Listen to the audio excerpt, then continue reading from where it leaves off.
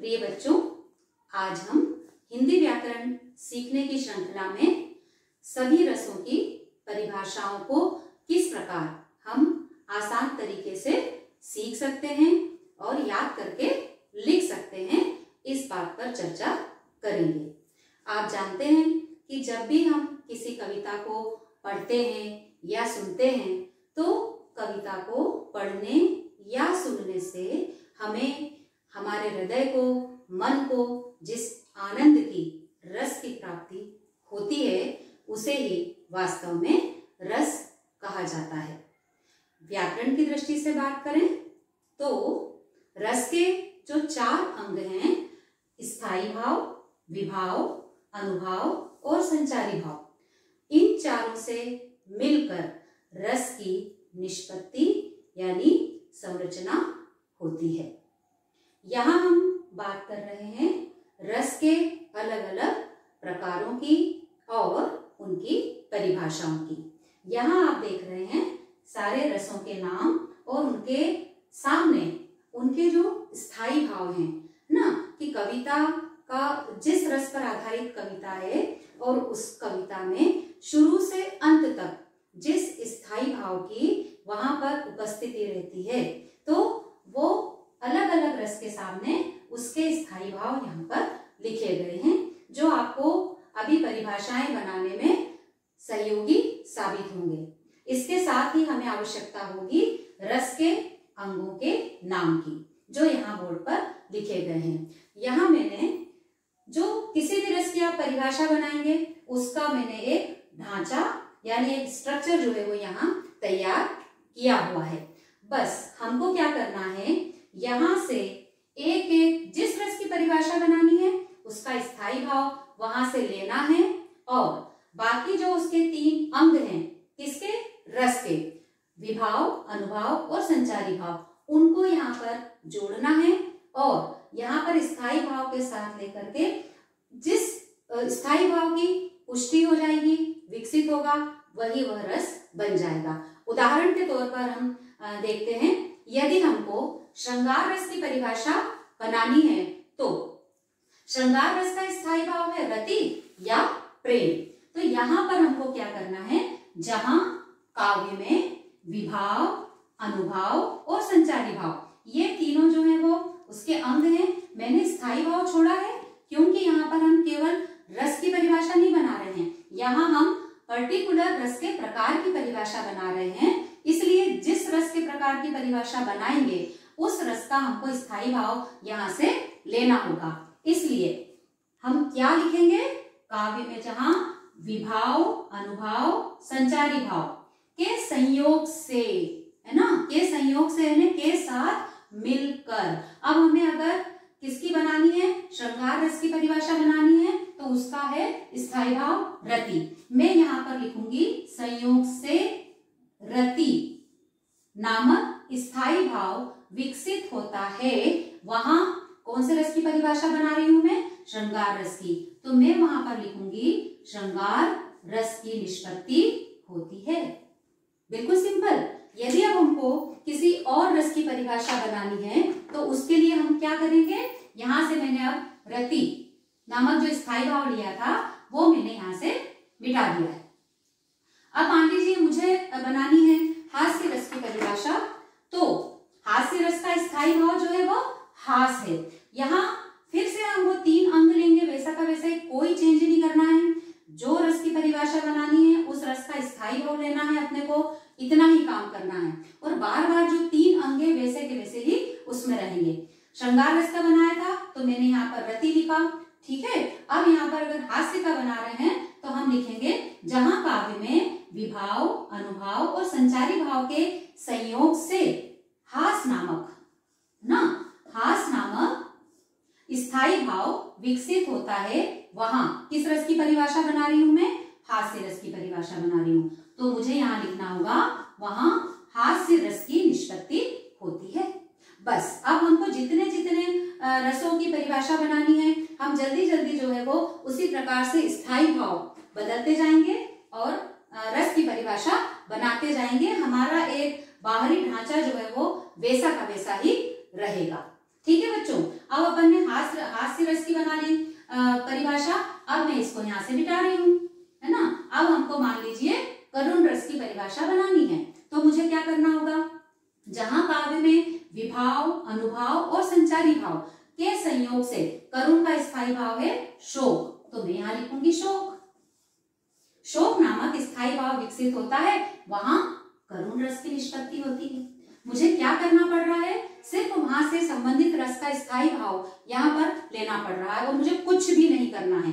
रस के 3 अंगों के नाम मैंने पहले ही लिखे हुए हैं, 3 अंग में बिल्कुल मन में दिमाग में सेट कर लूं, ठीक है। वो 3 अंग लिखे और स्थायी भाव संबंधित रस का वहां से लिया, बस हमारी रस की परिभाषा तैयार हो गई।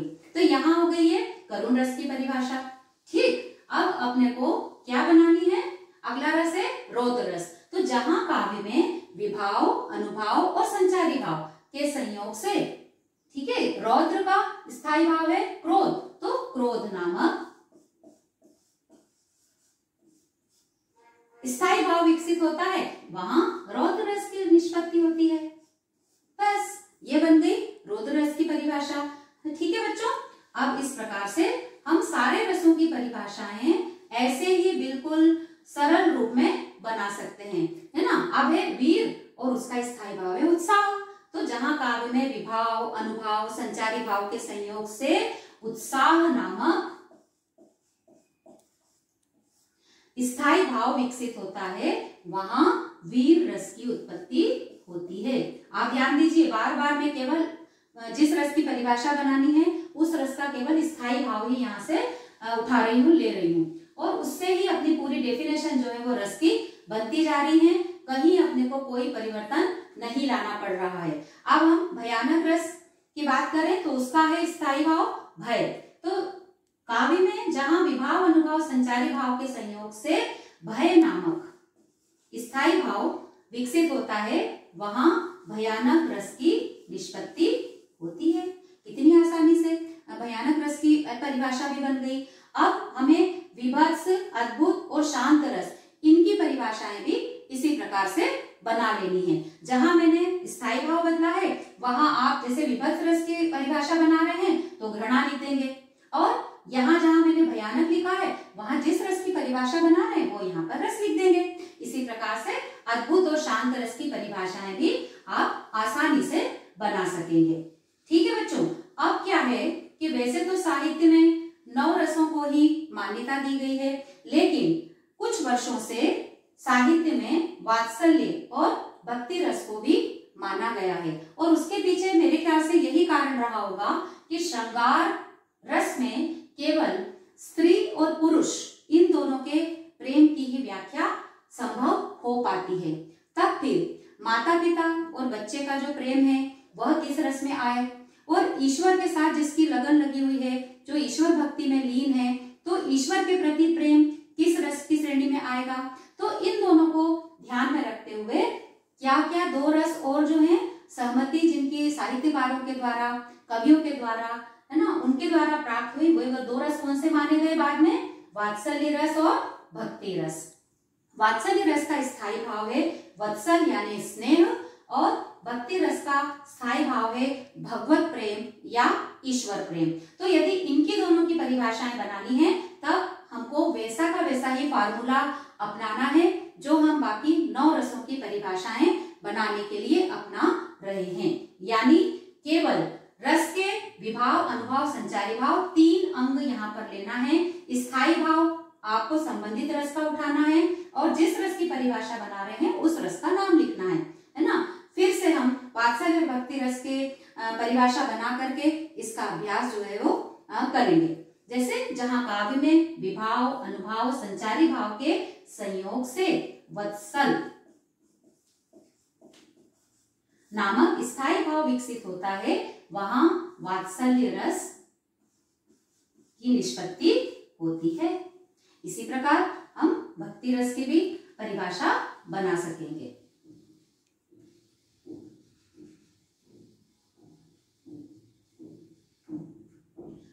जहां काव्य में विभाव, अनुभाव, संचारी भाव के संयोग से ईश्वर प्रेम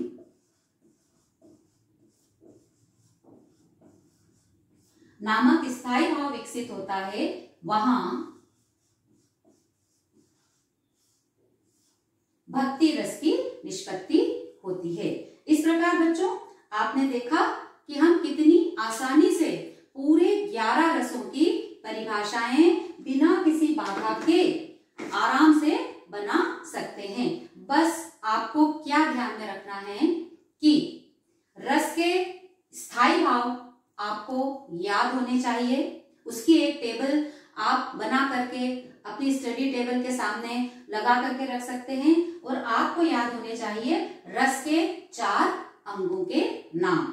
ये आपको अगर ध्यान में है तो आप आराम से पूरे रसों की परिभाषाएं बना सकते हैं। ये एक जो ढांचा है, स्ट्रक्चर है, संरचना, ये आप वहां पर एक बार लिख करके रख लीजिए और आपको जिस रस की परिभाषा बनाना है आप आराम से स्थायी भाव उठाइए संबंधित रस का और जिस रस की परिभाषा लिख रहे हैं उस रस का नाम लिखिए और इस प्रकार आप आराम से सारे रसों की परिभाषाएं लिख सकेंगे। तो हमको क्या मुख्य बातें ध्यान में रखनी है बच्चों? एक तो ये कि रस किसे कहते हैं, यानी बिल्कुल सरल शब्दों में काव्य को पढ़कर सुनकर हमारे हृदय को जिस आनंद की अनुभूति होती है उसे हम रस कहते हैं। दूसरी बात, रसों को जो है काव्य की आत्मा कहा गया है। रस को काव्य की आत्मा कहा गया है और श्रृंगार रस को रस राज यानी सभी रसों का राजा माना गया है। ठीक है बच्चों, उम्मीद करती हूँ आपको सभी रसों की परिभाषाएं सीखने में आसानी रही होगी।